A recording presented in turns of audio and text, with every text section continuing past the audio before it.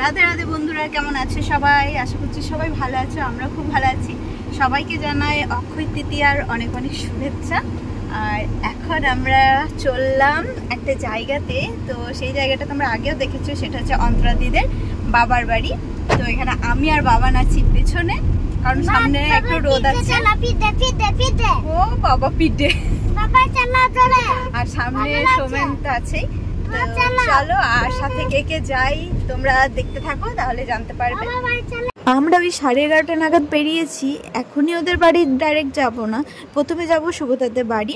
ওখানে গিয়ে কিছুক্ষণ অপেক্ষা করব, আর কে কে আসে দেখবো, তারপরে একসাথে আমরা বেরোনোর চেষ্টা করব। একসাথে গেলে বেশ ভালো লাগে, মজা লাগে। তো শুভদাদের দোকানে কিছুক্ষণ বসার পর আমরা এদিকে বেরিয়ে পড়েছি।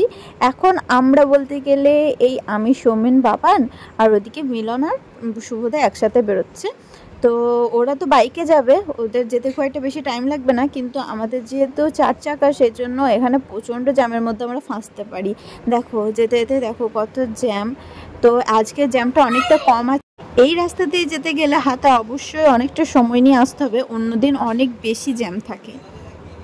এই যে চলে এসেছি এখন। ডাক্তার আলাদা খাবে না, ও একটু পরে মুখে খাবে। আর বেশি দিও না, হ্যাঁ লুচি খাবে? দিচ্ছি তো পিসিমণি, না চলো। ওইভাবে নয়,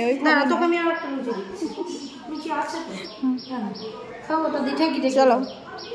আসা মাত্রই অন্তরাদি প্রসাদ দিয়ে দিল, আর এদিকে ঠাকুরকে এখন দর্শন করে নি। এই যে ছোট্ট গপু, এখানে মাতা তুলসী, আর ভেতরে আরও ঠাকুর আছে, চলো দেখাই। এটা হচ্ছে মেন ঠাকুর ঘর, ওটা বাইরে পুজো হয়েছে। তো ঠাকুর ঘরটা বেশ ছোট্ট সুন্দর, দেখো এদিক দিয়ে কত সুন্দর ঠাকুরগুলোকে সাজিয়ে রেখেছে।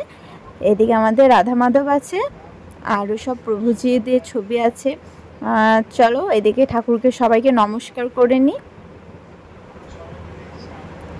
তো দিদিদের বাড়িতে আজ অক্ষয় তৃতীয়া উপলক্ষেই পুজো, সেই জন্যই আমাদের আসা। আর এটা কিন্তু দিদির বাবার বাড়ি, দিদিদের বাড়ি তো তোমরা দেখেছো।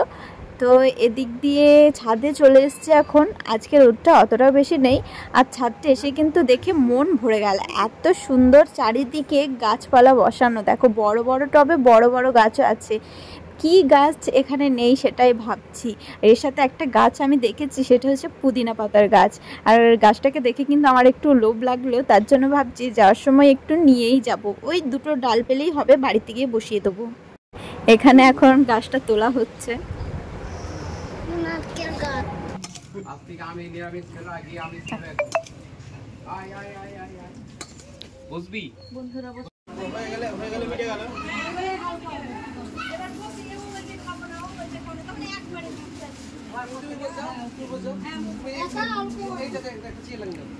আমাদের খাওয়া দাওয়া হয়ে গেছে, আর খাওয়া দাওয়াগুলো কিন্তু দারুণ ছিল। আজকে যেহেতু পুজো, সেই জন্য সবটাই নিরামিষ হয়েছে, খুব সুন্দর হয়েছে খেতে।